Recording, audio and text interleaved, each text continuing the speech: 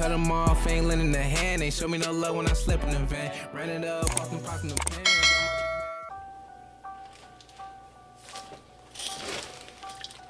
Y'all didn't really think I forgot, did you? Come on, dragonflies. It should be marked on your calendars already. Y'all already know what today is. Today is that very special day. It's gonna be savage because it's a big guy! Say it with me. Come on. I'm waiting. You're waiting. We're all waiting.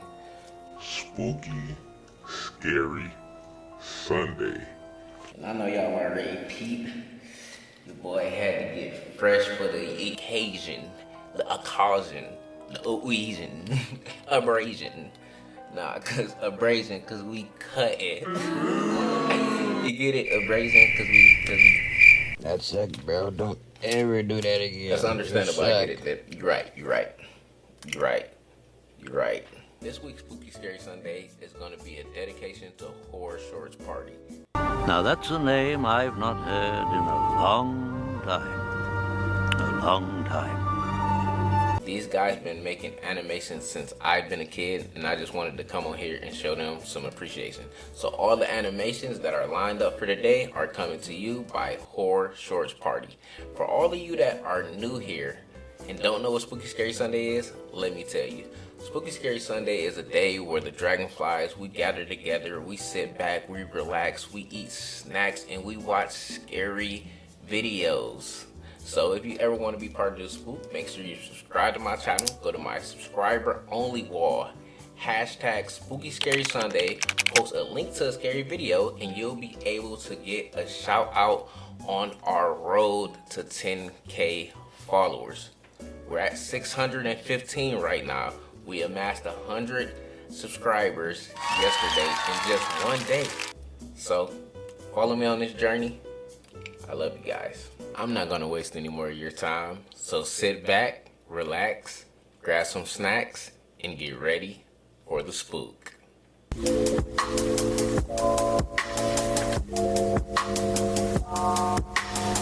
The first video we have is 3 Target True Horror Stories uploaded by Horror Shorts Party. So let's get right into it.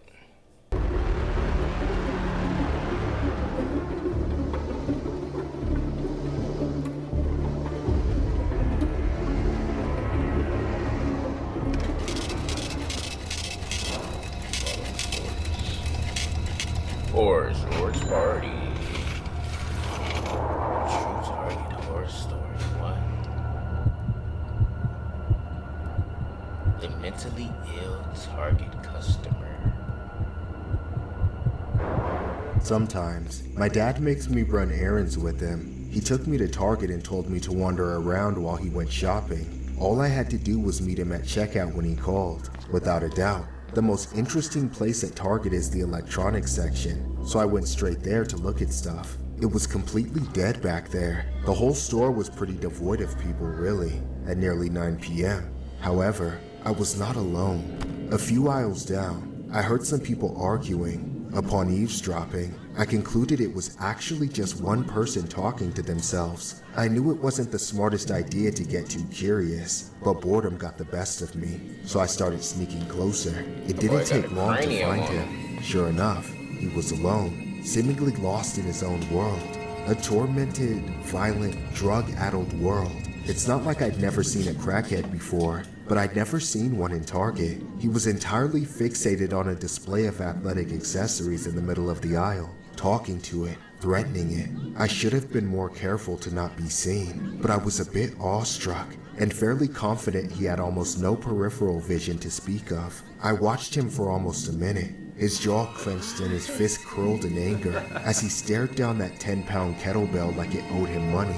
It was as entertaining as it was frightening, and honestly, sad. I didn't know what he was going to do next, but then he moved with lightning speed. In one motion, he swung his arms and knocked everything off the shelf in front of him. He started screaming, kicking the shelves in, punching everything in sight. At the last second, I ducked out of sight. For a moment, I thought he saw me, but I just kept walking away, hoping I wouldn't hear him running up from behind. Thankfully, I seemed to be in the clear. I made it back to the electronics section, then kept going into the clothing department, and that's when my dad happened to call and tell me it was time to go. Still a bit rattled from what I saw, I met my dad in line. We were stuck waiting behind 5 or 6 people. Directly in front of us, there was a middle-aged woman by herself with the cart about half full.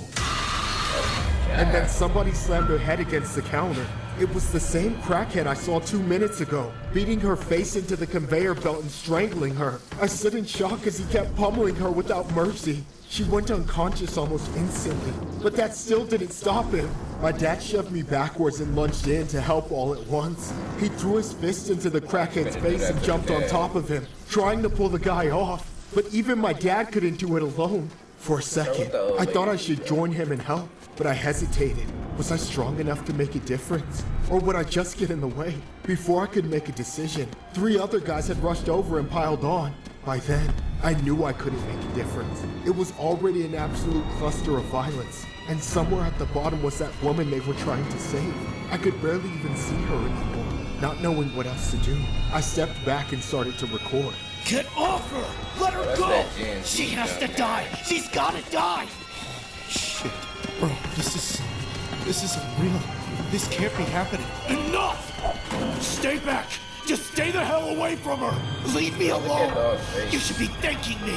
She's the dangerous one! Look at her! He's the dangerous one. Shit! Are you filming me? Do not touch him! Oh, he on He your is head. filming me! He on your Gramps, head. run! I'll break your neck! Ah! Wait! If I wasn't going to fight, I should have just run from the start. Now I had that psycho after me. I ran for my life, trying to find my way out, but he was right behind me, always blocking me. I ended up in some random corner of the store, with no idea where I was or how to get out. I was cornered. I stopped and looked back. The psycho had me trapped. The beating of my life, the end of my life, was just seconds away, until my dad came running back through, tackling the bastard to the floor. The other men piled on top of him again, but with his insane luck and strength, he managed to weasel out from underneath all of them. Thankfully though, he didn't go after me again. He ran off in another direction, pursued by my dad and the others until the cops finally came and arrested him. I thought they were going to have to gun him down, but right when they showed up, he suddenly became completely calm. Almost like he was waiting for the cops from the very beginning. Thanks to my dad, I narrowly escaped being a victim of this completely random and brutally violent attack. But for the rest of my life, every time I go to Target, I'm going to think of what happened to that poor woman. She didn't die, but I don't think her life could ever be the same after that. A man was taken into custody following a violent and apparent random attack inside a Target store in Simi Valley. Boy, I thought that was J. Cole. The incident unfolded around 6 p.m. on a Wednesday. Officers responded after a That's call J. Cole. reported that a man had entered the store and immediately began attacking a woman at a checkout counter. Several bystanders jumped in to help the woman. That's when police say the man began attacking her. Man, they finna The arrest video J. shows Cole. the suspect That's fought the J. people Cole, who bro. came to the woman's rescue. The alleged attacker was identified as 34-year-old J. Rajon Cole. Tabor, who was taken into custody. y'all heard him? They He had said been J. released Cole. from jail less than 48 hours earlier. The woman who was initially attacked was taken by her family to the hospital in stable condition. Police say she did not know the suspect. Yeah, that's Tabor J. is Cole. now facing multiple charges. A teenager who started filming the attack says his father was one of the heroes who intervened.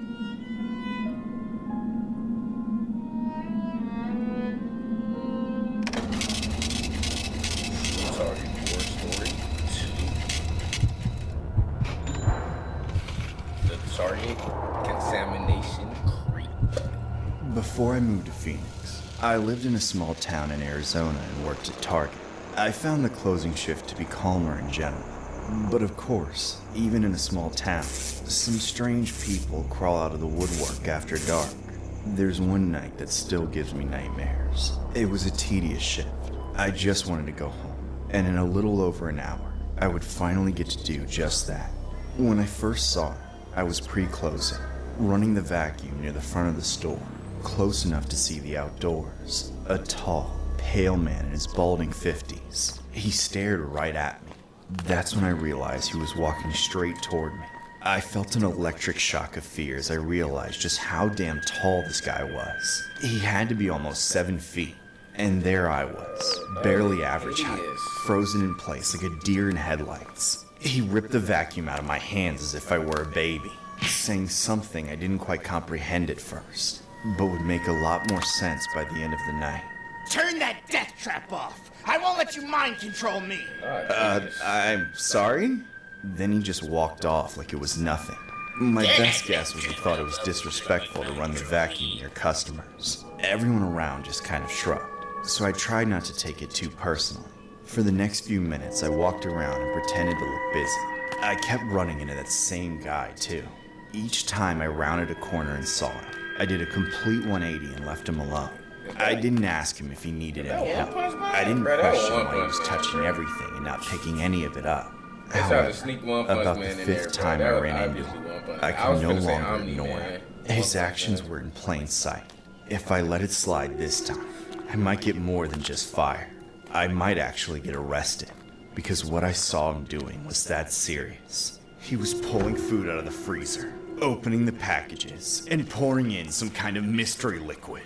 I didn't know exactly what it was, but the container was covered in warning labels. For all I knew, it could be cyanide. I finally couldn't take it anymore. I was sick of everyone and their stupid problems. And I was not gonna let this crazy lard ass kill people in my store. Sir, what the hell are you doing? I'm neutralizing the invisible chemicals. What does it look like? You think you're helping? You're gonna make people sick. Stop! Don't come near me, kid. I know my rights. You're crazy. You're poisoning people. What even is that? Relax. It's harmless. Unless what? Yeah, Unless you're reptilian. Oh my god, you're one of those crazy people. Wait a minute, don't I recognize you? Yeah, you're the boy with the mind control device. Dumbass, it's called a vacuum cleaner. Yes, that's the code name for it. That's what they want you to think it is. I don't care, dude. Just put down the bottle of whatever that is and leave, or I'm gonna call the cops. Actually, come here for a second. I want to test something. Wait, what are you doing? Don't come near me with that. Hey, stop! With surprising speed, that weirdo lunged and grabbed me. He pinned me against the freezer, then forced open my jaw. I fought against it, trying to claw out his eyes and kick him in the nuts, Jody, but he was scream built for your like mama a brick wall. Then, he shoved the bottle into my mouth and turned it upside down. The fluid came rushing down and flooded my throat. It felt just like water for about 2 seconds. Freaky, And all at man. once, it started to react, dissolving my flesh into a suffocating foam. I choked and gagged as my body convulsed and the putrid acid flew everywhere. Finally, as the bottle ran empty, people came to help. They ripped the guy off and dragged him away as he screamed about me being some kind of lizard person. I thought at any moment I would die from the poison, that my face was melting off as I collapsed, gasping for air. The people who came to help doused me with gallons of water from the nearby shelf, then got taken to the hospital right after the cops arrested the man who attacked me. Thankfully, at the hospital, I was able to recover without lasting damage. Turns out the liquid was hydrogen peroxide, which definitely isn't harmless in this context, but a million times better than almost anything else it could have been. Unfortunately, since that freak genuinely believed his insane schizo bullshit, they released him on probation. As soon as I heard about that, I feared for my life, expecting him to come neutralize reptilian me, so I moved out of the city. That's how I came to live in Phoenix. I don't often tell people the true reason I live here, though, as it's the most traumatic experience of my life. David Lohr was arrested and later sentenced to 7 years of supervised probation for contaminating food at multiple Target stores. Lohr was caught pouring hydrogen peroxide and bleach directly onto open food items and inside the freezer sections of Target locations. Police apprehended him at a Target store in Ahwatukee, Arizona. Investigators determined he had tampered with products across at least 6 different Target locations in the area. Upon his arrest, Lohr claimed to investigators that he poured the liquids because he believed store security was using invisible chemicals, and he wanted to make them go away. Lohr had a lengthy criminal history across multiple states, including a previous conviction in California for similar retail food tampering offenses. Hey, all my Cali people, drop a comment.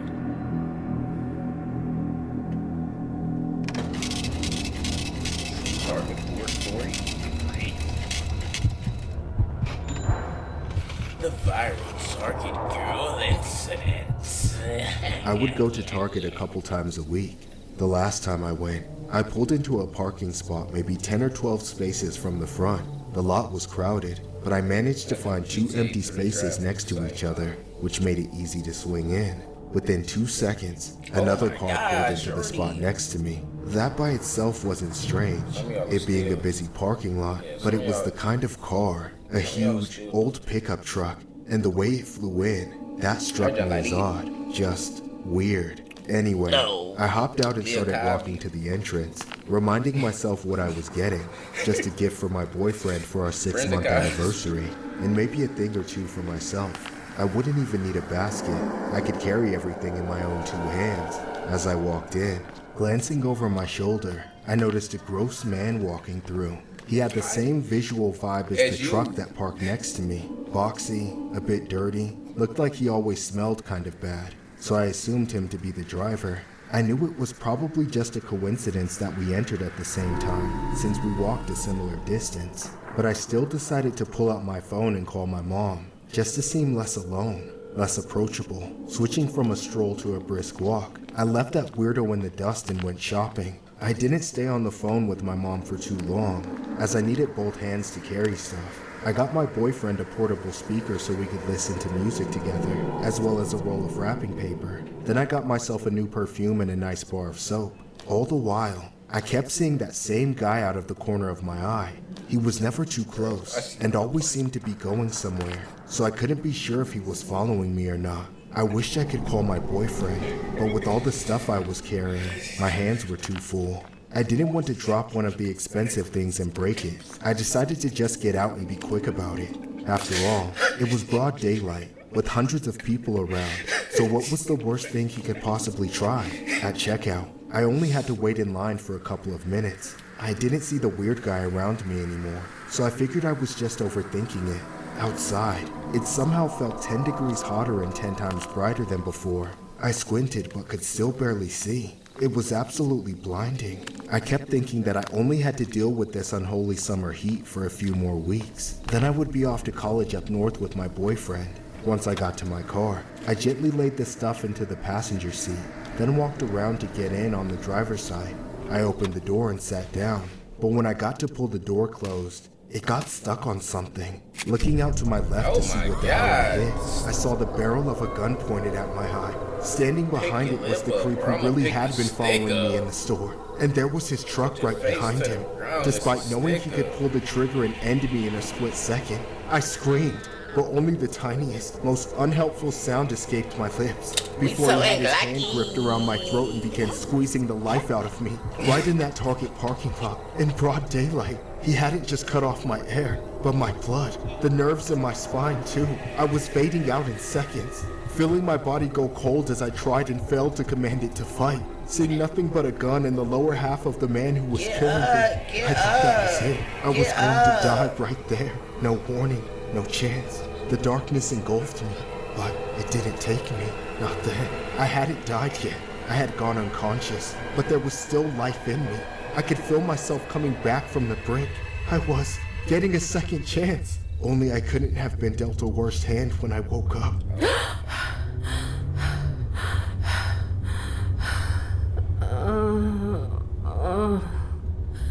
Who are you? Why didn't you just kill me? It's more fun when you're alive. You sick son of a bitch. You can't do this. Do you know how many people saw what you did to me? 0. Bullshit, you're lying. If anybody saw us, you wouldn't be in the position you're in. The fact is, nobody saw a thing. Damn it, shut up! Nobody cares about you. Stop it! And no one is coming to save you! No! We're here. We're here. Where are we? You asshole! My personal breeding grounds. I need a dentist, bro. You worried about the line? That's fine with me. I don't mind going out of order. On the evening of July 2nd of 2007, Kelsey Smith, 18, told her father she had plans to shop for an anniversary gift at Target for her boyfriend. That was the last time anyone would ever hear from her. She drove to the Target store, knowing she'd only have about an hour to shop before her date. After the hour passed, Kelsey still wasn't home, and her calls and texts went unanswered. Concerned, Kelsey's parents and boyfriend, John Beersmith, went to the store to search for her, but found no sign of her or her car. Soon after, the family contacted authorities. Kelsey's loved ones continued to search the area surrounding the store. Hours later, they found Kelsey's car parked across the street in a lot outside a Macy's store, but she wasn't inside. Police reviewed the surveillance footage that showed Kelsey walking into the Target store and being followed by an unidentified man in a white shirt and dark pants throughout the store. While the man wasn't seen in the footage approaching her in the store, he was later seen forcing her into her car after she walked out. Hours later, the same male figure was then seen getting out of Kelsey's car in the Macy's parking lot. After reviewing the footage, authorities decided to release a photo of the suspect to the public in hopes of identifying him. He was later identified as Edwin Hall. 4 days after Kelsey vanished, her body was found in a wooded area. Hall was soon found by police and taken into custody. He ended up pleading guilty for his crimes.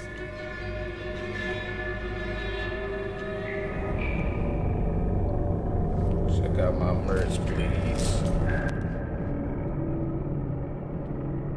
Check out my merch. If you test, we're gonna put you in the hearse. I'm texting all these new rappers for a verse, cause I'm the best, and you less. Eat snacks when I'm always feeling stressed. I ain't Superman, no S on my chest. 2008, 50 Cent, I wear a vest. That was a good one. Those 3 animated videos, I really enjoy how they are based on true events, and then they give the breakdown of said event afterwards. But like I always say, you're not really with the talking, we with the watching. So, next video.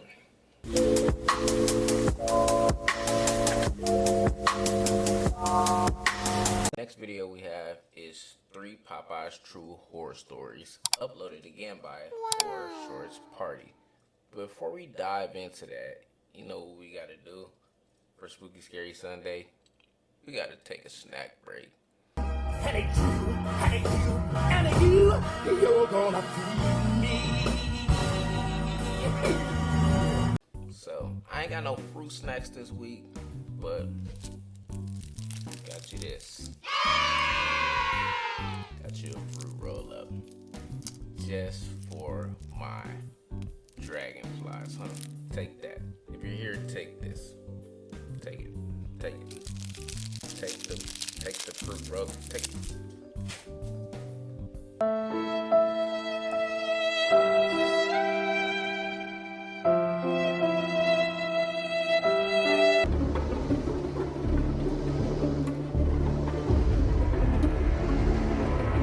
I like that little intro.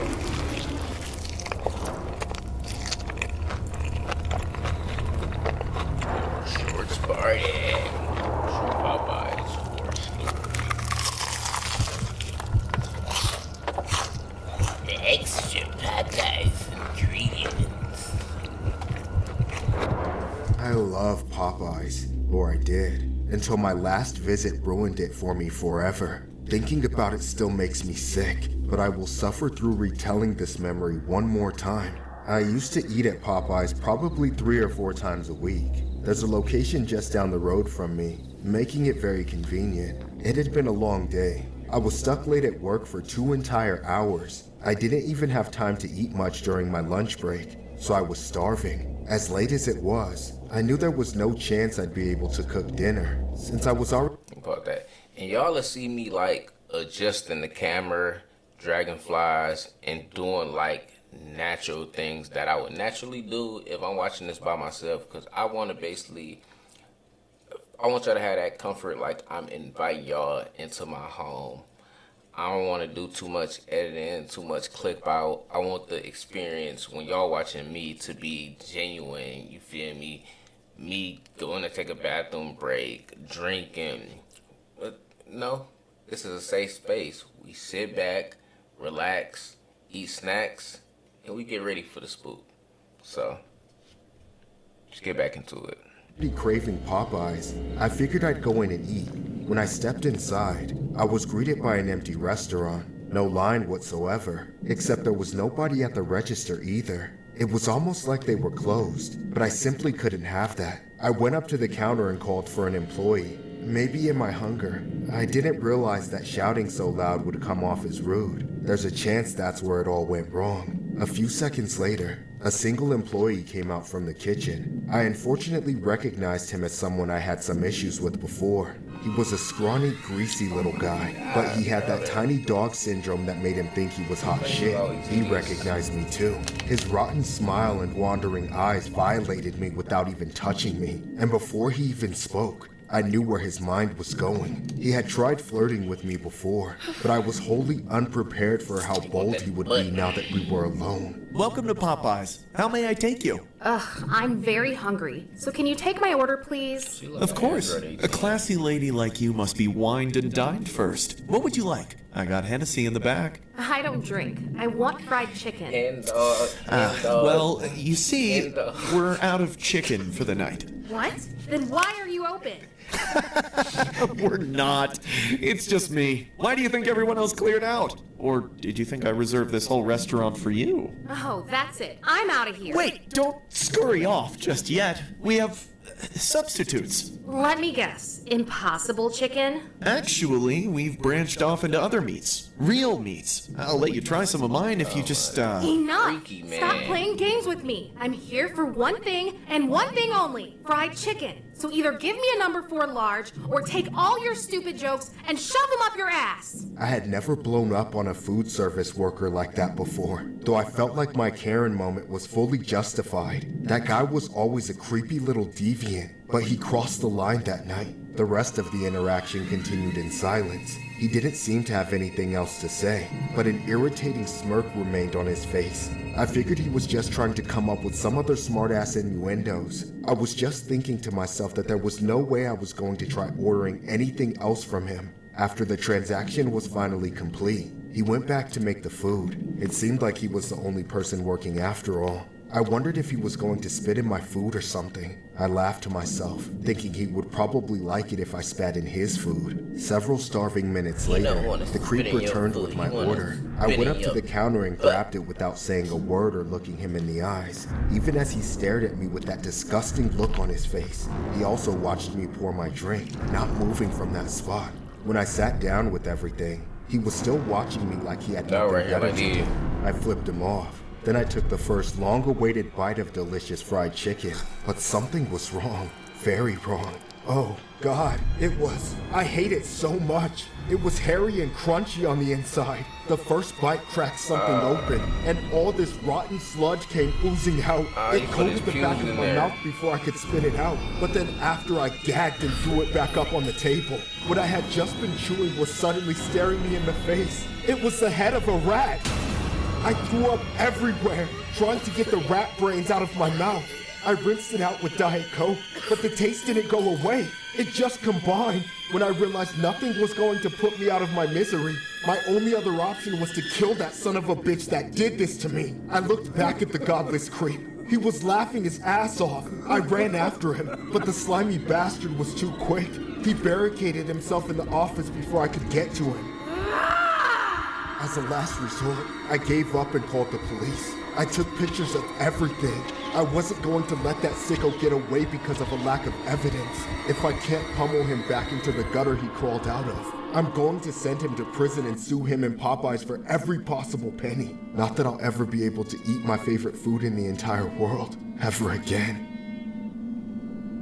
A woman claimed she discovered a rat's head in her Popeyes chicken. Rosemary Thomas said she found the fried head in her food at a Harlem Popeyes restaurant. She posted pictures of it on her Facebook profile. This is clearly a rat, and they have the nerve to have a 5 rating by the Department of Health. My daughter is traumatized. I had to take her to urgent care last night, vomited with diarrhea all day, she wrote in a Facebook post. According to the city's Department of Health's website, the Harlem Fried Chicken chain was last inspected on April 21st, 2016, and received an A grade. But the year before, inspectors wrote that the facility was not vermin-proof and has harborage or conditions conducive to attracting vermin to the premises, and are allowing vermin to exist. Thomas is expected to bring her. I wish somebody would ever have a rat in my food, because that'd be the day we'll be up dog.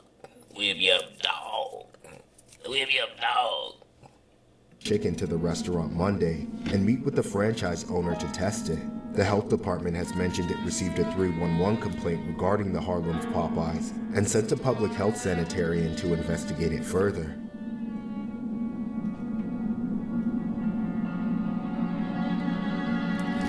They talking about some food, y'all. They want the Popeyes. True horror story.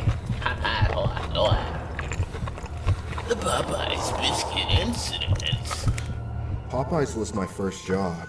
I was terrified when I first started there. I had no real-world experience, so the pace and pressure of fast food was a complete shock to my system. It took months to get used to it, but I eventually found a rhythm. I could fry the chicken, bake the biscuits, take orders, put them together, and serve them to the customers with a smile. My manager especially helped me to get confident enough to do things on my own. However, when a new or stressful situation popped up, I still crumbled, always needing to get bailed out. I lacked the skills to improvise and simply couldn't handle how mean some of the customers could be. One night, I was too broken to drive home at all. The shift started out like any other. About 6 hours in, I was manning the drive-thru. It wasn't my favorite position, but I liked it better than being face-to-face with customers at the register. The extra bit of distance usually made things feel a little easier. It wouldn't help me tonight, and my confidence shattered within seconds when he pulled up to the window. I had taken his order a few minutes ago. He got half the combos on the menu and had a nitpicky request for each one. He pulled up alone.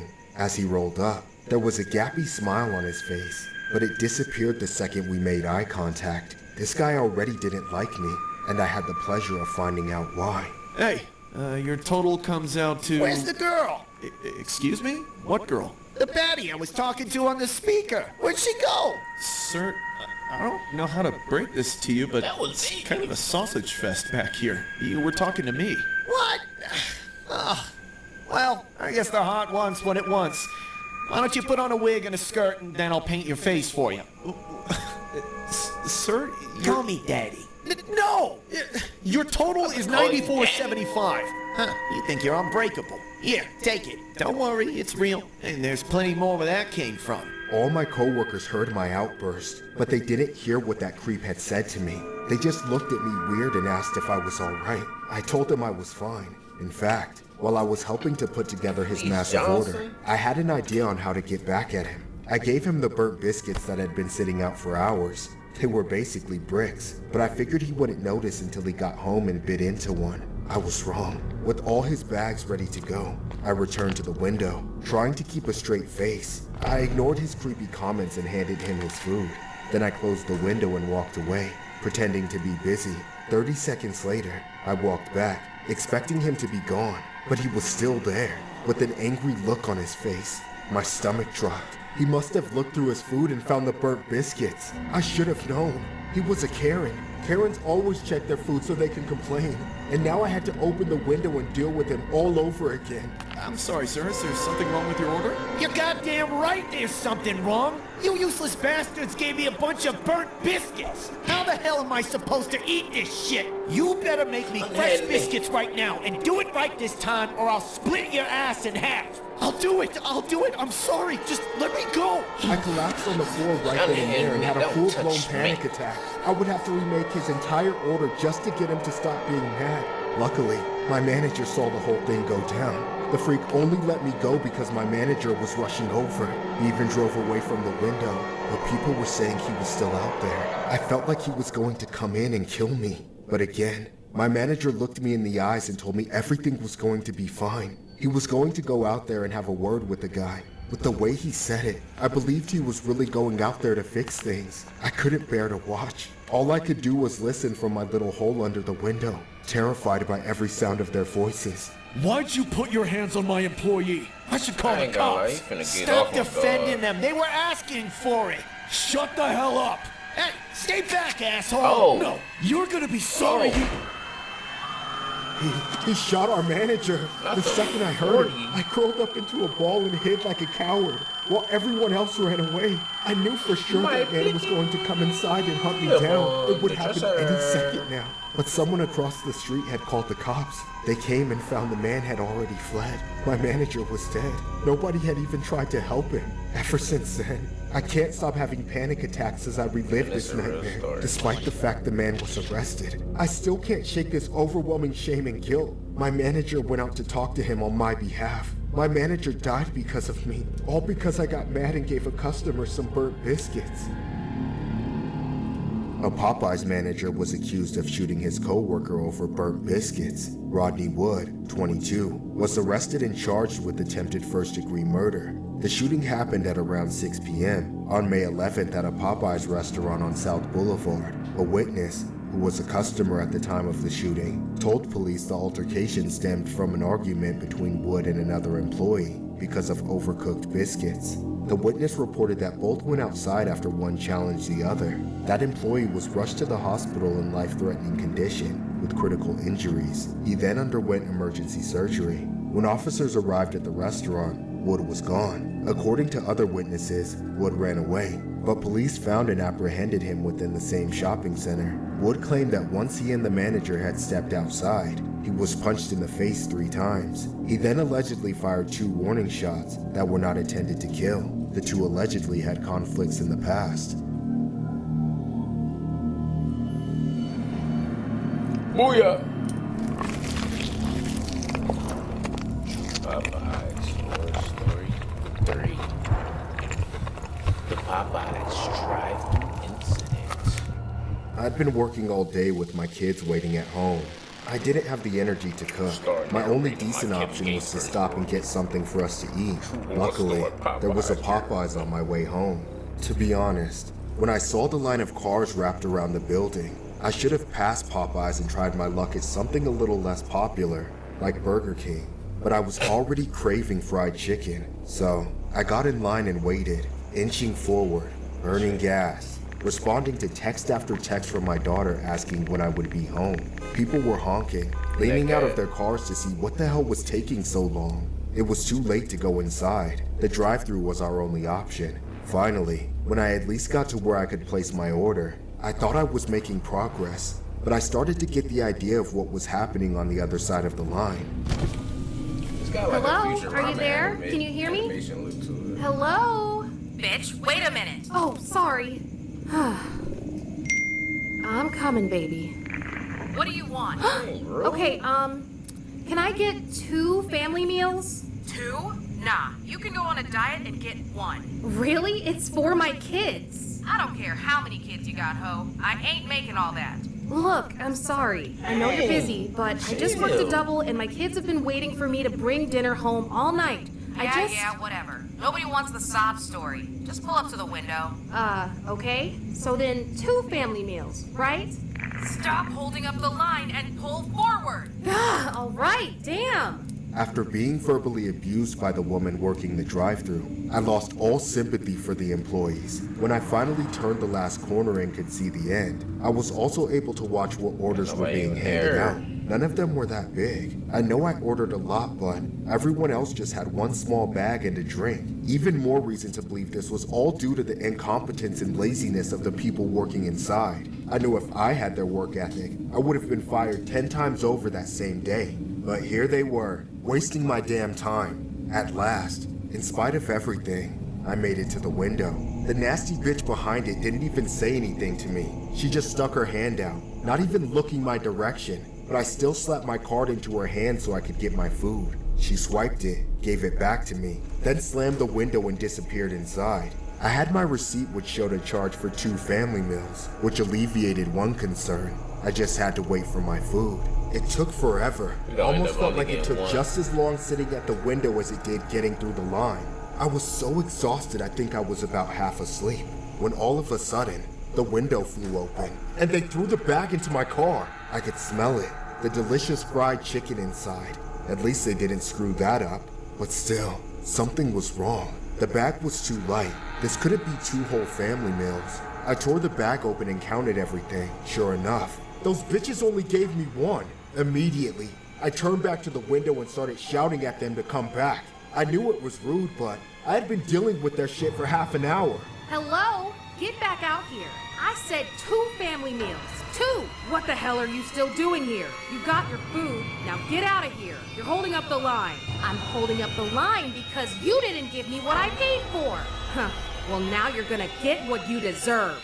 It happened at lightning speed. She reached out through the window, grabbed me by the hair, then slammed my face down. She kept pulling me out of my car until I was dangling over the Sharkeisha, pavement. no! I tried to rip her hands off, but she kept lifting my head up just to slam me down into the windowsill. Again and again, I started screaming for help, begging them to stop. But she wasn't alone. 2 more women came out, running into the parking lot. They jumped me, pulling me out of my car and throwing me to the ground. They kicked me in the chest, punched me in the face, stumped my head into the wall, all while I pleaded for mercy. Every time I opened my mouth, they just broke more of my teeth. Then, one of them took a lock of my hair and ripped it straight out of my scalp. Oh, they whooping on her bad.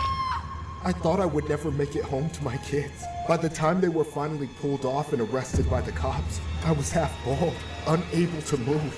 So many of my bones were broken, my organs bruised, my spirit traumatized. Ain't no way that's a real I kept story. thinking, how could they do this? Why me? After days in the hospital, I finally went home. But even 2 years later, I'm still recovering. As it turns out, all 3 women were related. A mother and her daughter and niece, all thinking they could run the Popeyes kitchen themselves. I hope that trio finds better luck running the prison cafeteria. An Atlanta woman is filing a lawsuit against Popeyes, and Oh, that several look employees exactly of like the her. location she visited after an altercation broke out. Denitra Dawson says she went to the Popeyes to get dinner for her children. She says her order was wrong, so she went to the drive-thru to have it fixed, but says the employees inside weren't listening to her. Dawson says she pulled up to the window, and employees began yelling at her because she was holding up the drive-thru. One of the employees then came outside, opened Dawson's passenger door, climbed into her car, and began attacking her. Dawson says the employee ripped her hair out of her scalp, leaving a large bald spot. Police identified the 3 employees involved in the attack as the manager, Tanister Evans, and her sister and daughter. The other 2 employees have not been identified. All 3 women were charged with battery, but Evans received an additional charge of obstruction of an officer.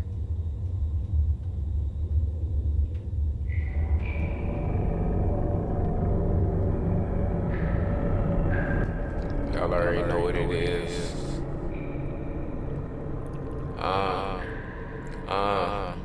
Let me catch it. I got the spook. Put up on your boots. About to get loose. Yeah, we off the roof. Yeah, we off the chain. Yeah, you know my name. Dragonfly gang. About to bring the pain straight to you. Shout out Corey Kenshin. And after all that, bro, just go to Chick-fil-A, bro. You gonna get all type of My pleasures, and thank you, and see you next time, or is that all? Bro, Popeyes be tripping, bro. That was a whole 2 braids, bro. Like, no way. But the animation was well put together on that. And that last one, they gave Futurama, it gave Family Guy animation. Like, but, so I don't be dealing with the Popeyes, bro. But we gonna roll into the next set of 3 videos, and that's gonna wrap up Spooky Scary Sunday.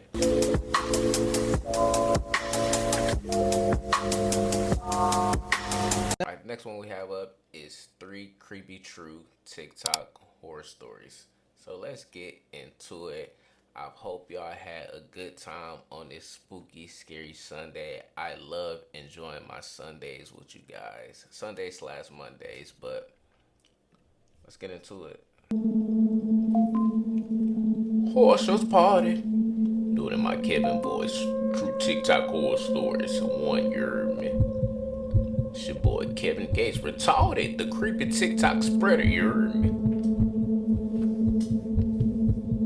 One night, I was out with my friends enjoying the nightlife downtown. We were at this club when I ended up meeting an unusual man at the bar. At first, I was quite interested in him. He was foreign, coming from Russia, but our English was about the same level. His name was Nick, and he was a vlogger on TikTok. We traded socials, but I only scrolled through his videos to get a quick glance, promising that I would watch them later when I was somewhere quieter. I could tell he was as attracted to me as I was to him. Because he wasn't local, he said he'd only be in the city for a few days, meaning I only had a little time with him. Nick said he wanted to take me back to his hotel, but I didn't want to have a one.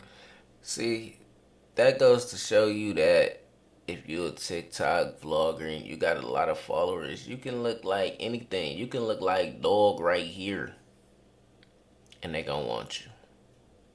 Night stand. However, even after I politely declined his offer, Nick kept pushing me to reconsider. That's what he kept saying, as if my decision would be any different 30 seconds apart. Gradually, with each time I smiled and shook my head or said, "No thanks," Nick became more upset, losing his charm and revealing the needy, impatient man-child hiding under his facade. I tried changing the subject multiple times, but he always brought it right back to his only concern, getting me to sleep with him. The final straw was when he began touching me. I managed to push him away by jamming my elbow into his side. Then he started apologizing, but it was already too late for him. But that's what I came to expect with meeting people at clubs. That night, it was quite crowded, so I figured if I made a quiet excuse then quickly slipped away, I would be able to lose him. I stepped away from the bar, weaving through crowds of dancers, looking for my friends. No matter where I looked, I couldn't find them. It seemed like Nick was gone though, so after a bit more searching, I concluded they must have gone outside. I went to search for them there, outside the back of the club. There was a small crowd of people smoking, and a parking lot across the narrow street. No sign of my friends though. There was no bouncer at the back door at that moment, meaning I could just go back in and keep looking. I would find them eventually, right? Except someone else found me first. Nick. He came storming out of the club, heading straight for me. He ran into me, pinning both my arms to my sides, trying to shove his face into mine to make out, but I kept squirming out of the way and telling him to stop. Come on, baby. Let me make love to you. I promise you'll never forget it. Get your hands off me, creep! How many times do I have to say no? What if we went to my car for a quickie? No! Stop being such a tease, bitch. Just let this happen. Will somebody please help me already? Back off! She's coming with me! Suddenly, Nick started dragging me across Let the her street. go. I Let dug her my go. heels into the ground and pulled back, but it felt like he was going to rip my arm out of its socket. At last, someone came up and got between us. The moment they broke Nick's grip, I made a break for it. I ran back into the club and yelled for security. The noise also alerted my friends, who found me at the same time as the bouncer. We all went out together to confront Nick, but despite the effort from the people outside to restrain him, he had gotten away. Oh my All God. we saw was him getting into his car and then speeding off. After that, my night was ruined. I knew, or at least I thought, that the whole ordeal was over, but I still didn't feel like hanging out anymore. My friends helped me get home. Then I changed out of my club outfit, took a shower, put on some comfy clothes, and tried to relax. Just as I laid down, I remembered I had followed Nick on TikTok. I pulled up his account only so I could block him, but then I got curious. His latest video was from that night, merely a few hours before we met. I'll never forget the feeling in my stomach when I watched it for the first time. Hey, what's up, guys? It's Nick. Welcome to Nick's World Tour. Today, we're in the Philippines, where I hear the women are fast and loose. As you all know from my last video, I recently contracted HIV after my adventures in China. So I think it's time to teach the Philippines a lesson. I already know who this Tonight, about. I'm gonna try and smash every person I meet, so I can spread HIV to as many people as possible. It's gonna be so awesome, guys. Can't wait for you to see it. Coming up on Nick's World Tour. I was in shock. I know who I this grew up about. because I I know just who couldn't this handle about. it. He was HIV positive, and he was going to try and give it to think me. this about Even scam worse, likely. he was trying to start an entire HIV outbreak. I nearly fell victim to his insidious intentions, but thankfully, I escaped before it was too late. I sent the video to the police and told them about my encounter, which helped them arrest him before he could cause any more harm. Still, I can't believe he almost infected me. This story was inspired by a 21-year-old Russian vlogger who produced content threatening that he was HIV positive and planned to spread it while filming in the Philippines. Nikita Chekhov was eventually detained. it's not about It was scam discovered life. that Chekhov had come from China and entered the Philippines on January 15, 2026. In his TikTok video titled BGC Manila, Let's Jack All Everybody and Spread HIV, he threatened to engage in intimate activities with anyone he met and spread HIV. Chekhov was subjected to an HIV test, with results showing that he is non-reactive or does not have the presence of HIV in his body. No, he was struggling. True TikTok horror stories to your me. The strict TikTok household, you heard me. My sister never respected tradition, and I always knew it would get her into trouble. Our father was the head of the family, and the enforcer of all our customs. His expectations for me were manageable, but for my sister, things were different. He wanted her to be just like Mom, listen to everything he said, dress a certain way, and not be outside the house any more than necessary. And then came TikTok. She was able to keep it secret for a while. In the beginning, only I knew about it. I had my own account too, but I didn't use it like she did. All I did was watch stuff, but she posted.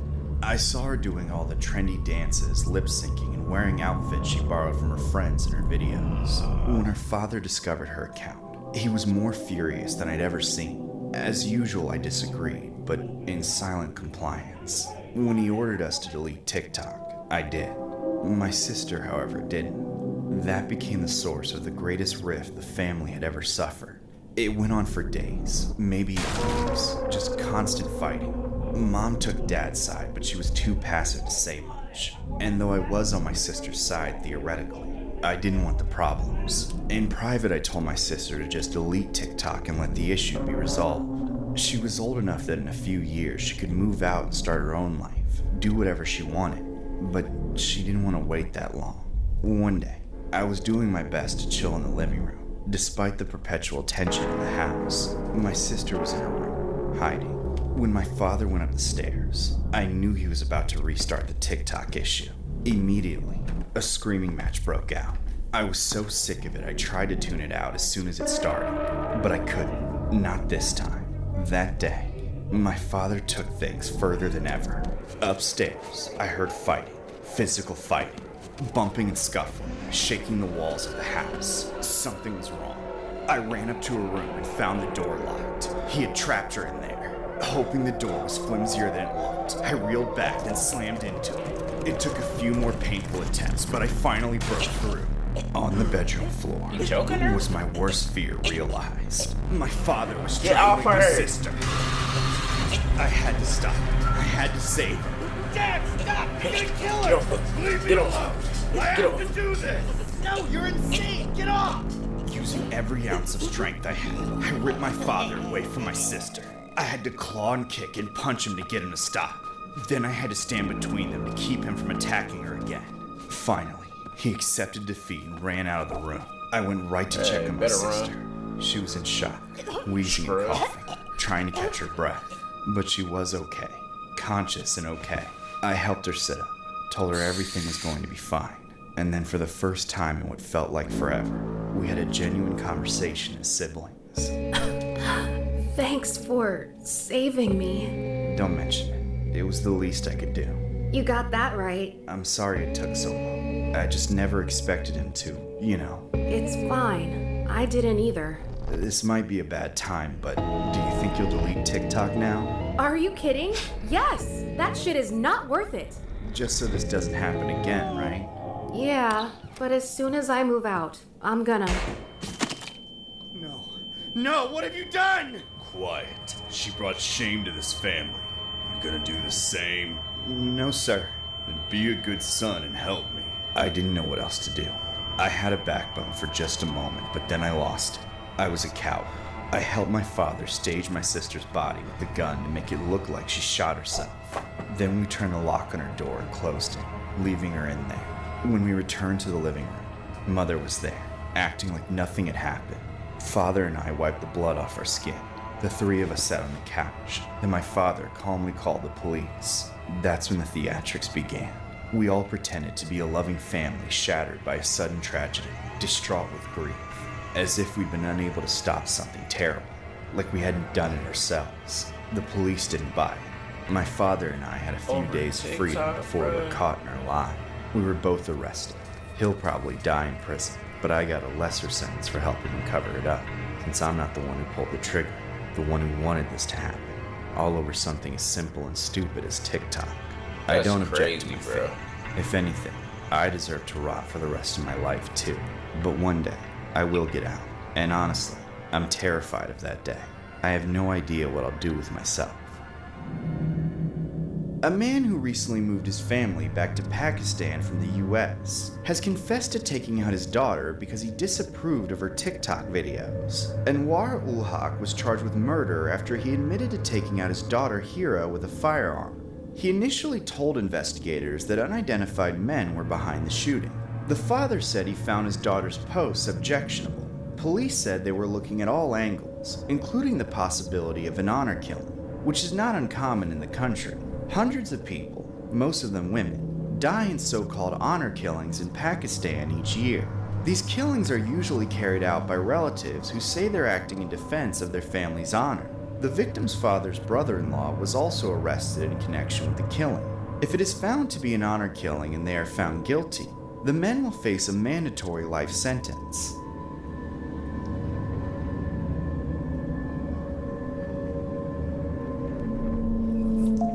True TikTok horror story 3. The TikTok live incidents. As a single mother, holding a regular job isn't enough. I do TikTok on the side. It's easy enough to make videos and do live streams during downtime at work while running errands, or on my days off. I'm doing the damn thing, you know? At least I was, until that night. It was late on a school night. I was driving home with my son in the back seat. We'd been live streaming for a few hours, but it was coming to a close. He was cranky, ready for bed, and I was ready for a glass of wine and some grown-up TV. I remember it so clearly. The roads were almost empty. It was a nice, relaxing drive. All the lights ahead were green. I mean, I swear they were. They had to be. I know I was holding my phone, talking to some people in the live chat, but I was paying attention to the road too. I looked down for just 1 second, when all of a sudden... Oh no! He just came out of nowhere, walked right off of the sidewalk and in front of my car. My light was green and everything. I did what any decent person would do. I immediately stopped, got out of my car, and went to see if the person was okay. Sir, are you okay? I'm so... Oh shit. He was okay. I'd seen better, but I'd seen worse too. It was only a bad bruise, really. He was just unconscious. He would wake up though. He had to. I mean, I was sure he'd be in pain and probably need some medical attention, but somebody would find him and call an ambulance, right? Yeah, no sense in it being me though. It would only look bad.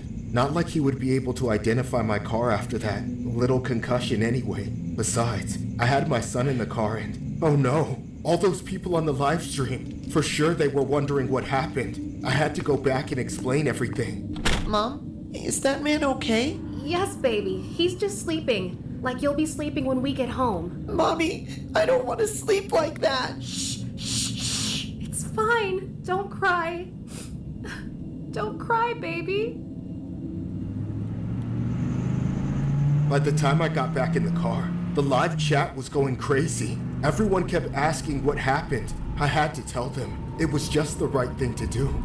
So everyone, I'm sure you all heard that little bump, but it's fine. Everything is fine. It was just a little accident. Not my fault. He walked into the road, but I wasn't going that fast, and I moved out of the way, so it's he's just got a little bruise, but just in case, if everyone could donate money for lawyer fees, or maybe bail money. I couldn't keep up the act anymore. Goddamn TikTok. Always just a bunch of acting and fakery. Nobody's themselves. We always have to hold up some stupid facade because everyone is too terrified to be authentic. I was done. I ended the live stream and threw my phone onto the floorboard. I just had to make it home, put my son to bed, then watch some TV. A bottle of wine. or maybe a couple, would set everything right. Mommy, are you alright? Man, after murder. If everyone would just stay calm. When we got home, I rolled the car into the garage and made triple sure the door closed all the way.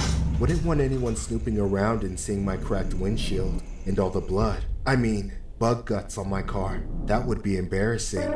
Once inside, I told my son to go to his room. Thankfully, he listened, but then I was all alone, and my head began to spin. It's fine. Just put one foot in front of the other. Go to the bedroom, grab a suitcase, and start packing. Never mind the tire tracks carved through that man's chest. Don't think about the smear where his face used to be. After such a stressful night, I knew it was time for a vacation. I was thinking of leaving my son with a babysitter, but I was worried that would get too expensive, as I didn't know how long I would be gone.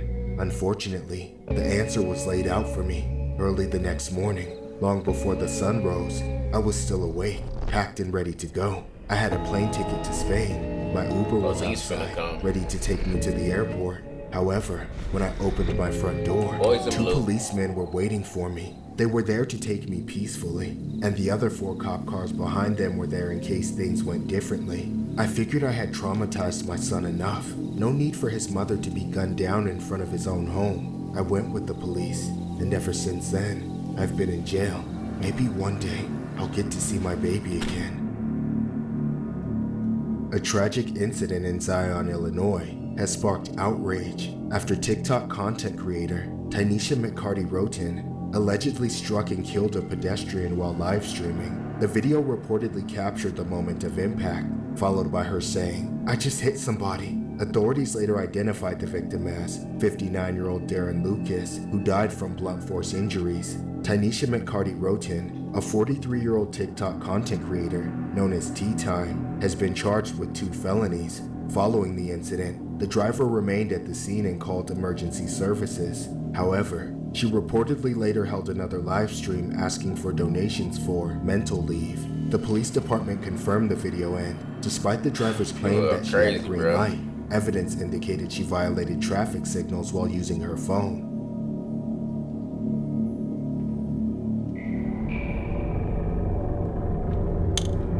They said check out their merch. Make sure y'all go check that out. Also, I'm gonna have a merch line coming soon just for y'all. Alright guys, that is gonna wrap up Spooky Scary Sunday. Make sure you guys like, share, subscribe, and hit that notification bell and leave a comment, and I will see you guys on the next Spooky Scary Sunday. See you later.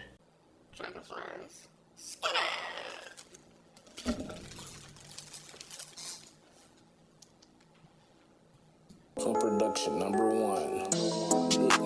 Did you smash that like button? So production #1.